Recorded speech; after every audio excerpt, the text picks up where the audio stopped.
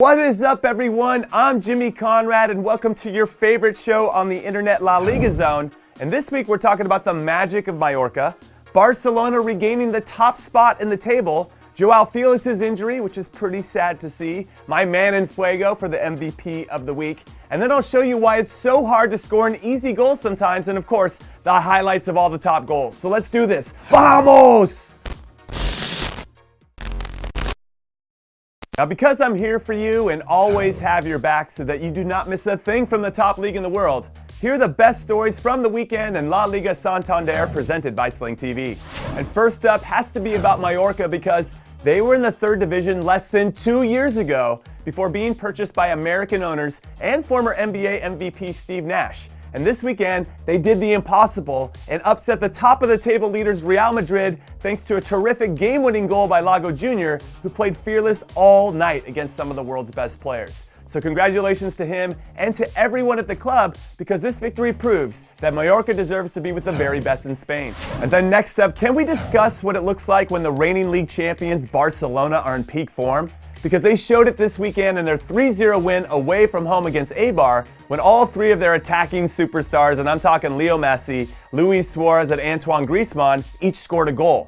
Which is not a good sign for the rest of the league, because when Barcelona's front three play like this, they're unstoppable.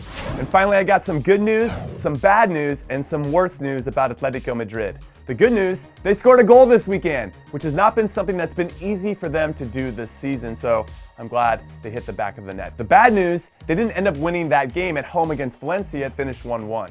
And the worst news, their 19-year-old superstar in the making, Joao Felix, left the match with a bad ankle injury, which is the last thing the club needed, to have one of their best attacking players go down, so we'll see how they do in his absence. Anyway, that wraps up my top stories about my favorite league in the world, but as a reminder, make sure you do not miss a second of LaLiga Santander action this season by tuning in live to Sling TV every weekend, because Sling TV is the official partner of LaLiga in North America. Oh yeah, let's go, let's do this. It's my top 3 goals of the weekend from LaLiga Santander, and coming in at number 3, it's Getafe's Angel Rodriguez, who came on as a sub at halftime against Leganés and scored both goals in his club's big 2-0 win, but it was his first one that I felt like was definitely the best of the two, because there's nothing I love more than a goal at the back post, some of that back post cheddar. And with service like this from his teammate Kennedy, it was set up beautifully for him to head it home. What a goal! And then at number 2, it's Athletic's Iñaki Williams, who gets a ball up over the top, tells a few Real Valladolid players to hit the weight room as he bodies them off the ball, and then my favorite part, he stays calm and composed before coolly slotting it home, which is his second goal of the season, and what a finish it was. And then finally at number 1, and can I get a drum roll please?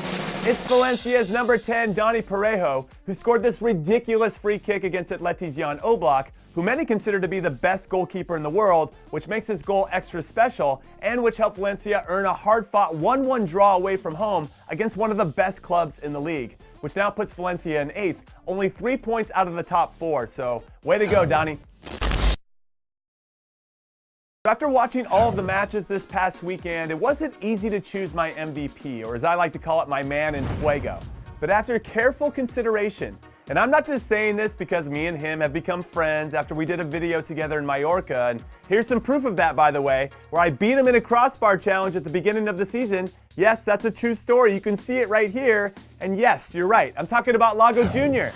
And okay, it might appear like I'm a little biased, but come on, he's the easy winner of this award. He scored his first goal of the season to help Mallorca earn a historic win over Real Madrid, which also gave Madrid their first league loss of the season. And that is a big deal for a lot of reasons. And that's a credit to everyone on Mallorca's team, of course, but none more so than Lago Jr., who made the plays that mattered in this game. He was the ultimate difference maker.